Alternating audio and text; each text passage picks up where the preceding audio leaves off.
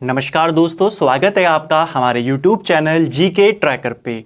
देखिए फ्रेंड्स, आज के इस वीडियो में हम बात करेंगे जो हमारी एक सीरीज़ है उत्तराखंड टॉपिक वाइज एमसीक्यूज, जिसमें हम पूरे उत्तराखंड जीके को टॉपिक वाइज एमसीक्यू के रूप में कवर कर रहे हैं।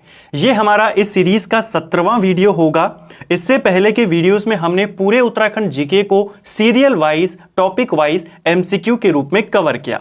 हमने सबसे पहले उत्तराखंड के प्राचीन इतिहास को कवर किया, फिर हमने उत्तराखंड के मध्यकालीन इतिहास, आधुनिक इतिहास, स्वतंत्रता संघर्ष, उसके बाद पृथक राज्य आंदोलन, उत्तराखंड के भूगोल, उत्तराखंड के नदी तंत्र, उत्तराखंड की झीलें, उत्तराखंड के जो वन हैं, उत्तराखंड की जो वन्यजीव विहार हैं और राष्ट्रीय उद्यान हैं, इनके एमसीक्यूज को हमने सीरियल वाइज यहाँ पे कवर किया। आज के वीडियो में हम उत्तराखंड में आई कुछ इंपॉर्टेंट आपदा और आपदा से जुड़े हुए कुछ इंपॉर्टेंट एमसीक्यूज को यहाँ पे कवर करेंगे। जैसा कि हम इस सीरीज में ही नहीं, पूरी हमारी जितनी भी सीरीज है हर सीरीज में करते हैं, केवल क्वेश्चन आंसर को नहीं करेंगे, इनसे जुड़े हुए आपके जितने एक्स्ट्रा फैक्ट होते हैं उनको भी हम यहीं पे कवर करते हुए चलेंगे, जिससे आपका साथ साथ में प्रैक्टिस भी हो जाए और रिवीजन भी आपका हो जाए। तो चलिए दोस्तों, आज की इस वीडियो को शुरू करते हैं। अगर आपने अभी तक इस सीरीज के जो प्रीवियस वीडियो हैं उनको नहीं देखा है, आप उनको प्लेलिस्ट में जाके देख सकते हैं। तो चलिए वीडियो को शुरू करेंगे। आज का हमारा पहला प्रश्न है, निम्नलिखित में से किसके प्रभाव से भूस्खलन तथा बाढ़ की संभावना बढ़ जाती है? तो भूस्खलन और बाढ़ की संभावनाएं अतिवृष्टि के कारण यहां पर बढ़ जाती है। तो ऑप्शन बी इसका सही आंसर होगा। नेक्स्ट है हमारा, अतिवृष्टि का मुख्य कारण क्या है? तो अतिवृष्टि का मुख्य कारण ना सिर्फ उत्तराखंड में बल्कि किसी भी जगह पर अतिवृष्टि का जो मेन कारण होता है वो बादल फटना होता है। ठीक है, तो इसी के कारण जो ज़्यादा बारिश होती है बादल फटने की वजह से, और फिर वहाँ पर भूस्खलन और भूकंप जैसी घटनाएं वहाँ पर होती हैं। चलिए नेक्स्ट है हमारा, पिथौरागढ़ जिले के मालपा में बादल फटने की घटना कब घटित हुई थी? बहुत इंपॉर्टेंट ये आपदा थी और इसको लेकर हर बार एग्जाम में आपसे क्वेश्चन पूछा जाता है। पिछले अगर आप कुछ एग्जामों को देखेंगे तो आपसे यही क्वेश्चन घुमा घुमा कर पूछता है। ठीक है, तो मालपा भूस्खलन के बारे में बात हो रही है और ये हुआ था आपका 17-18 अगस्त 1998 को। ऑप्शन सी हमारा राइट आंसर होगा। आपसे एक क्वेश्चन में पूछा गया था कि जो ये मालपा भूस्खलन है किस राज्य में, किस जिले में हुआ था? तो ये पिथौरागढ़ में हुआ। एक में पूछा गया था किस वर्ष में हुआ, 1998 में हुआ। एक में पूछा गया था कौन सी तिथि को हुआ, तो 17-18 अगस्त आपको याद रखना है। ठीक है, और इसी जो ये घटना हुई थी, आपदा आई थी, इसी में जो एक प्रसिद्ध नृत्यांगना थी प्रतिमा बेदी, उनकी भी मृत्यु यहाँ पर होती है। तो इसी से सारे प्रश्न घुमा घुमा कर पूछे आपसे जा चुके हैं। नेक्स्ट है, वह प्राकृतिक हादसा जिसमें प्रसिद्ध नृत्यांगना प्रतिमा बेदी की मृत्यु हुई थी। तो प्रतिमा बेदी की मृत्यु किसमें होती है? इनकी मृत्यु मालपा भूस्खलन में होती है, जो कि 17-18 अगस्त 1998 में हुआ था पिथौरागढ़ में। नेक्स्ट है हमारा, उत्तराखंड में बाढ़ आने का प्रमुख कारण क्या है? तो उत्तराखंड में बाढ़ आने का प्रमुख कारण है अतिवृष्टि भी है, बांध का टूटना भी है और उसके कारण भूस्खलन होता है जिसके वजह से बाढ़ आ जाती है। तो ये सभी बाढ़ आने के प्रमुख कारण हैं, ना सिर्फ उत्तराखंड में बल्कि सभी जगह पर। नेक्स्ट है हमारा, केदारनाथ में जल आपदा कब आई थी? देखिए यहां पर आपको ये क्वेश्चन सिंपल लग रहे होंगे, लेकिन जब यही क्वेश्चन एग्जाम में आते हैं तो आपको सिंपल क्वेश्चन ही कंफ्यूज वहां पर कर देते हैं। तो आपको इनको लगातार प्रैक्टिस करनी है, इनको अच्छे से कवर करना है। सरल क्वेश्चन समझकर आपको इनको छोड़ना नहीं है, क्योंकि एग्जाम में एक एक मार्क बहुत ज्यादा मैटर वहां पर करता है। ठीक है, तो आपको इनको अच्छे से कवर करना है। सीरियल वाइज एमसीक्यू आपको इस सीरीज में देखने को मिलते हैं एक्स्ट्रा फैक्ट के साथ। देखिए, केदारनाथ में जल आपदा जो आई थी, इसे उत्तराखंड के ज्ञात इतिहास की सबसे बड़ी आपदा माना जाता है। ये आई थी जून 2013 में। ठीक है, 16-17 जून को लगातार बारिश होने के कारण केदारनाथ धाम में आपदा आई थी, जिसे हम केदारनाथ आपदा के नाम से जानते हैं। कब आई थी? 16-17 जून 2013। नेक्स्ट है, जून 2013 की केदार घाटी की आपदा जिस नदी के जलागम क्षेत्र में भीषण वर्षा के कारण हुई, वो नदी कौन सी थी? यानी कि जो 2013 में ये आपदा आई थी, किस नदी में बाढ़ आने की वजह से आई थी? ये नदी थी मंदाकिनी नदी। ऑप्शन डी यहां पे सही आंसर होगा। मंदाकिनी नदी में बाढ़ आने के कारण ही केदारनाथ आपदा यहां पर आई थी। जो चौराबड़ी ग्लेशियर था उसका कुछ हिस्सा टूटकर चौराबड़ी ताल में गिर जाता है, और आप जानते हैं चौराबड़ी ताल से ही निकलती है मंदाकिनी, तो उसकी वजह से इसका जल स्तर भी बढ़ जाता है। नेक्स्ट है हमारा, वर्ष 2013 में आए उत्तराखंड के सर्वाधिक विनाशकारी भूस्खलन में किस क्षेत्र को सर्वाधिक नुकसान हुआ था? तो सबसे ज्यादा नुकसान जो हुआ था ये रुद्रप्रयाग को हुआ था। ऑप्शन ए हमारा राइट आंसर होगा। ठीक है, उत्तराखंड में भूस्खलन की घटना अधिकतर किस कारण से होती है? तो राज्य में जो भूस्खलन की घटना होती है मैक्सिमम ये बादल फटने की वजह से होती है, क्योंकि अतिवृष्टि होती है और ज्यादातर जो आपदाएं उत्तराखंड में आती हैं वो अतिवृष्टि के कारण ही आती हैं। नैनीताल में सबसे बड़ा भूस्खलन कब हुआ था? देखिए, नैनीताल का जो सबसे भीषण भूस्खलन था ये आपका 18 सितंबर 1880 में हुआ था। ये बहुत बार एग्जाम में पूछा गया है, वर्ष आपसे 1880 आपको याद रखना है। कलियासौड़ भूस्खलन क्षेत्र उत्तराखंड में कहां स्थित है? तो उत्तराखंड में एक भूस्खलन क्षेत्र है आपका, काफी संवेदनशील क्षेत्र कलियासौड़, और ये आपके कहां पर स्थित है? तो यह आपके श्रीनगर और रुद्रप्रयाग के मध्य में स्थित है। कौन सा ऑपरेशन उत्तराखंड से संबंधित है? देखिए, उत्तराखंड से संबंधित यहां पर आपने ऑपरेशन बताना है। राइट आंसर है ऑपरेशन सूर्य होप।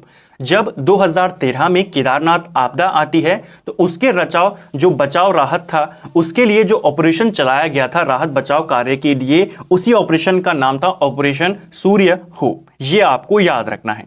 इस ऑपरेशन की शुरुआत 17 जून से होती है, 2 जुलाई तक ये ऑपरेशन चलता है। ठीक है, ऑपरेशन सूर्य होप का संबंध किससे था? तो इसी प्रकार आपसे क्वेश्चन घुमा के बनते हैं।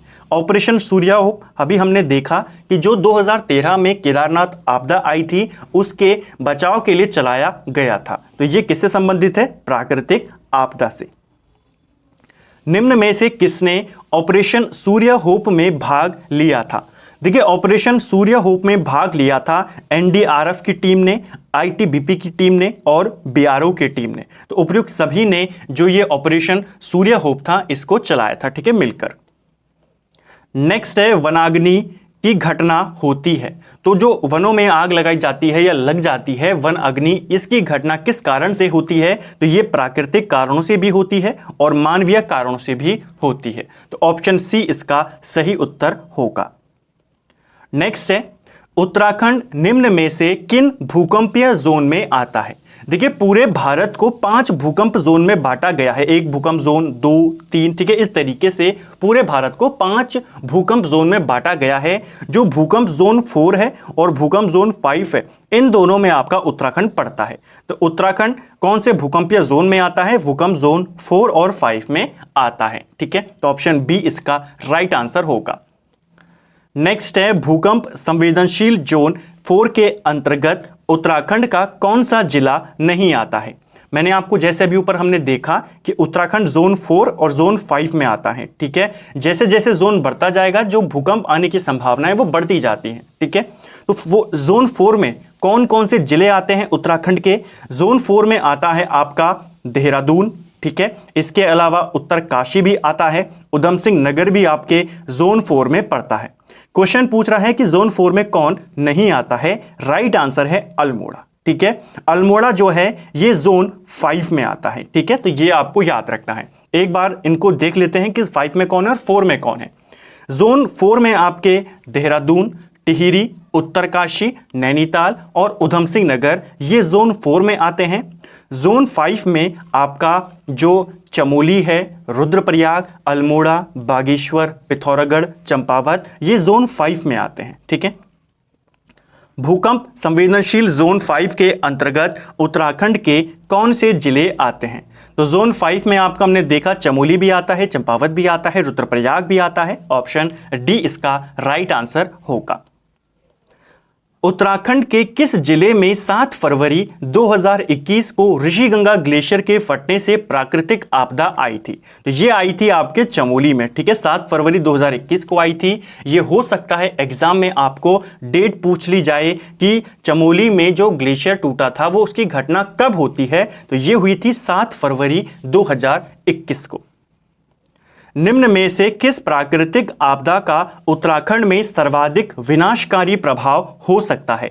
तो सबसे ज्यादा कौन सी प्राकृतिक घटना है जो उत्तराखंड में विनाशकारी प्रभाव छोड़ सकती है? वो है भूकंप की, ठीक है। ऑप्शन सी इसका राइट आंसर है, क्योंकि उत्तराखंड एक पर्वतीय इलाका है, पर्वतीय राज्य है, तो यहां पर ऊंचे ऊंचे पहाड़ है। अगर कोई तीव्र भूकंप आता है तो इससे काफी ज्यादा नुकसान इसको हो सकता है, ठीक है। तो भूकंप यहां पर काफी विनाशकारी साबित हो सकता है।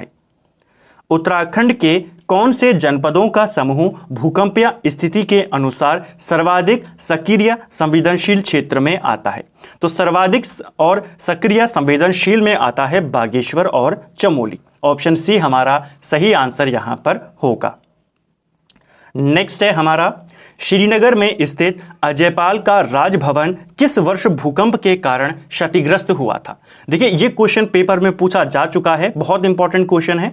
1803 में श्रीनगर या पूरे गढ़वाल में बहुत ही भीषण भूकंप आता है। कहा जाता है कि यह भूकंप लगभग 7 दिनों तक लगातार भूकंप आता रहा, 7 दिन रात तक लगातार बारिश होती रही, बहुत तगड़ा ये भूकंप था। और इसी के कारण गढ़वाल की जो कंडीशन थी बहुत बुरी कदर यहां पर खराब हो जाती है, जिसका फायदा उठाकर गोरखे जो थे वो उत्तराखंड पर यानी कि गढ़वाल पर आक्रमण करते हैं, ठीक है, इसी भूकंप का फायदा उठाकर। तो 1803 का ये भूकंप था जिसमें अजयपाल का जो राजभवन था श्रीनगर में ये भी क्षतिग्रस्त होता है, ठीक है। देहरादून में किस वर्ष 8.0 रिएक्टर स्केल का भूकंप आया था? देखिए देहरादून में 8 रिएक्टर स्केल का जो भूकंप आया था ये 2 अक्टूबर 1937 को आया था। ये आपको याद रखना है, पूछा पेपर में जा सकता है, ठीक है। 7 फरवरी 2021 को चमोली जिले में ग्लेशियर फटने से आई प्राकृतिक आपदा के कारण निम्न में से कौन सा हाइड्रो पावर प्रोजेक्ट क्षतिग्रस्त हो गया था? तो कौन सा हाइड्रो पावर प्रोजेक्ट को नुकसान हुआ था? यह हुआ था तपोवन विष्णुगाड़ हाइड्रो प्रोजेक्ट को, ठीक है। ऑप्शन ए इसका सही आंसर है। निम्न में से कौन सा भूकंप सर्वाधिक तीव्रता का था? तो इनमें से सर्वाधिक तीव्रता का जो भूकंप था ये चमोली का भूकंप था, 1999 में आया था। यह भूकंप लगभग 6.5 तीव्रता का था। उत्तराखंड में भूकंप मापी केंद्र कहां पर स्थित है? देखिए राज्य में 3 स्थानों पर भूकंप मापी केंद्र बनाए गए हैं। कौन कौन से वो 3 स्थान हैं? एक है आपका देहरादून, ठीक है, देहरादून में बनाया गया है। इसके अलावा टिहरी में बनाया गया है और चमोली के गरुड़गंगा नामक जगह पर बनाया गया है। तो 3 कौन कौन से हैं? टिहरी, चमोली, देहरादून। यहां पर हमें साफ दिख रहा है, सही आंसर क्या होगा? टिहरी इसका सही उत्तर होगा। केंद्रीय भ्रंश रेखा स्थित है। केंद्रीय भ्रंश रेखा या जिसे हम कहते हैं मुख्य केंद्रीय भ्रंश रेखा, ये आपके वृहत हिमालय और मध्य हिमालय के बीच में स्थित है। ऑप्शन ए हमारा सही आंसर होगा। निम्नलिखित में से सत्य कथन को चुनना है। अब यहां पर आपने बताना है, कुछ स्टेटमेंट यहां पर दिए हैं, इनमें से सही स्टेटमेंट कौन सा है? पढ़ते हैं इनको। पहला स्टेटमेंट कहता है भारत के 5 भूकंपीय जोन में से 2 जोन उत्तराखंड में हैं, तो बिल्कुल सही है, जोन 4 और जोन 5। राज्य में देहरादून, टिहरी और गरुड़गंगा तीव्र भूकंप मापी केंद्र हैं, ये भी बिल्कुल सही है। 3 स्थानों पर भूकंप मापी स्टेशन लगाए गए हैं।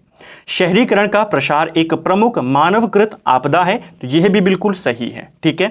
विश्व के 10% भूकंप हिमालय क्षेत्रों में आते हैं, तो यह भी बिल्कुल सही है। पूरी दुनिया में जितने भी भूकंप आते हैं उनका 10% हिस्सा अकेले हिमालय क्षेत्रों में पड़ता है।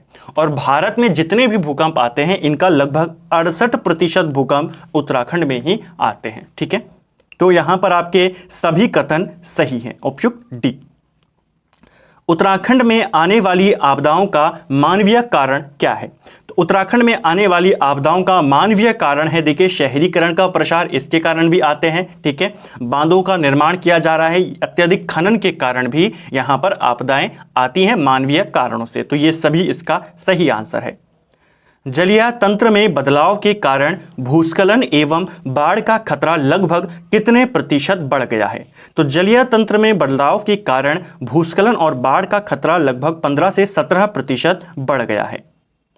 उत्तराखंड में 95% अधिक बांध का निर्माण कब हुआ था? तो देखिए उत्तराखंड में भी वर्तमान में जितने भी बांध हैं मैक्सिमम आपके कब बने हैं? ये आपके वर्ष 2000 के बाद बने हैं, जब से राज्य का गठन यहां पर हुआ है। ठीक है, तो 95% जो आपके बांध हैं इनका निर्माण 2000 के बाद हुआ है। उत्तराखंड में मशीनों द्वारा अत्यधिक खनन से किस आपदा की संभावना बढ़ती है? तो मशीनों के द्वारा जब खनन किया जाता है इसके कारण भूस्खलन की संभावना यहां पर बढ़ती है, क्योंकि पहाड़ खोखले होते जाते हैं जिनके कभी भी गिरने का खतरा बना रहता है। नेक्स्ट है, उत्तराखंड में मानव जनित आपदा का मुख्य कारण क्या है? तो देखिए मानव जनित आपदा का उत्तराखंड में मेन कारण है पर्यटन। ठीक है, ऑप्शन सी इसका सही आंसर होगा। नेक्स्ट है, पृथक आपदा प्रबंधन मंत्रालय गठित करने वाला देश का पहला राज्य कौन है? तो एक अलग आपदा प्रबंधन मंत्रालय इसका गठन करने वाला देश का पहला राज्य है उत्तराखंड। उत्तराखंड में आपदा प्रबंधन मंत्रालय द्वारा प्राकृतिक आपदाओं से बचाव हेतु ऑस्ट्रेलियाई मॉडल पर किसका गठन किया गया है? देखिए उत्तराखंड में आपदाओं से निपटने के लिए कौन सा मॉडल अपनाया है? ऑस्ट्रेलियाई मॉडल। और इस मॉडल के आधार पर उत्तराखंड में DMMA का यहां पर गठन किया गया है, जो आपदा प्रबंधन एवं न्यूनीकरण केंद्र है, राज्य आपदा प्रबंधन प्राधिकरण और राज्य आपदा न्यूनीकरण निधि, यानी कि उपयुक्त सभी का गठन किया गया है। मेन क्वेश्चन ये है किस मॉडल पर बेस्ड है? ऑस्ट्रेलियाई मॉडल पर। ठीक है, राष्ट्रीय आपदा प्रबंधन प्राधिकरण का गठन कब हुआ था? तो नेशनल जो ये आपका डिजास्टर मैनेजमेंट अथॉरिटी है इसका गठन आपका कब किया गया? 2005 में हुआ था। ठीक है, तो राष्ट्रीय आपदा प्रबंधन प्राधिकरण DMA हम जिसको कहते हैं ये आपका हुआ 2005 में। उत्तराखंड स्तर पर आपदा प्रभावित लोगों की सहायता हेतु जारी किया गया टोल फ्री नंबर क्या है? तो ये नंबर है आपका 1070। उत्तराखंड में आपदा प्रबंधन हेतु प्रत्येक जिला अधिकारी को कितनी धनराशि उपलब्ध कराई जाती है? तो आपदा प्रबंधन के लिए हर जिले के जो जिला अधिकारी होते हैं उनको 50 लाख रुपए की धनराशि उपलब्ध कराई जाती है। उत्तराखंड राज्य के कितने जिलों में आपदा प्रबंधन समितियों का गठन किया गया है? तो ये किया गया है 8 जिलों में। ऑप्शन सी इसका सही आंसर होगा। वर्ष 2013 में गठित आपदा प्रबंधन समिति में कितने सदस्य थे? इंपॉर्टेंट क्वेश्चन है, ऐसा क्वेश्चन बन सकता है। तो जो आपदा प्रबंधन समिति है इसका गठन हुआ 2013 में और इसमें कुल 7 सदस्य शामिल थे। उत्तराखंड के कितने विकास खंडों में आपदा अंतरक्षण दलों का गठन किया गया है? तो इन दलों का गठन उत्तराखंड के 95 में से 52 ब्लॉक्स में किया गया है। जुलाई 2013 में प्रदेश में आपदा प्रबंधन हेतु NDRF की तर्ज पर किसके गठन को मंजूरी दी गई? देखिए नेशनल लेवल पर कौन है? NDRF। ठीक है, और इसी की तर्ज पर उत्तराखंड में SDRF का गठन किया गया था। ठीक है, 2013 में मंजूरी इसे जुलाई 2013 में मिलती है कि मतलब कहा जाता है कि SDRF का गठन होगा। SDRF का गठन अगर आपसे पूछा जाता है कि कब हुआ तो आप बताएंगे 9 अक्टूबर 2013 में। ठीक है, मंजूरी कब मिली है? ये हुई है जुलाई 2013, लेकिन जो ऑफिशियल तौर पर या जो आदेश जारी किया गया, अधिसूचना जारी की गई कि SDRF का गठन किया गया ऑफिशियली, वो हुआ 9 अक्टूबर 2013। उत्तराखंड में आपदा प्रबंधन संबंधित जागरूकता हेतु किस फिल्म का प्रसारण किया गया है? तो आपदा प्रबंधन से संबंधित कौन सी फिल्म है? फिल्म का नाम है डांडी कांठी की गोद मां। ठीक है, ऑप्शन डी इसका सही उत्तर है।